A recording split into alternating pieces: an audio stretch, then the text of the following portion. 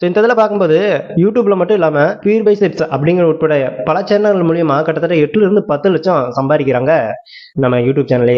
அந்த பிராண்ட் ஒப்பந்தங்களை பற்றி பார்க்கும்போது ஜொமேட்டோ, இண்டல், குரோ இந்த மாதிரியான பிரபல நிறுவனோட ஒத்துழைப்பு மூலியமா கிட்டத்தட்ட மாசம் 15 to 25 லட்சம் பாட்காஸ்ட், அதாவது தி ரன்வீர் ஷோ அப்படிங்கிற இந்த ஈவெண்ட் மூலியமா மிகப்பெரிய ஆக்டர், ஐ மீன் இன்ஃபுளுசர் இருக்கிறவங்க இந்தியாவில் யார் யார் இருக்காங்களோ அவங்கள எல்லாத்தையுமே டைரக்டா இன்டர்வியூ அப்படிங்கிறத எடுக்கும்போது இந்த இது மூலியமா கிட்டத்தட்ட இவ்வளோ லட்சம் அப்படிங்கிறத டர்ன் ஓவர் பண்ணிட்டு இருக்காங்க நம்ம ரன்வீர் அல்லபடியா.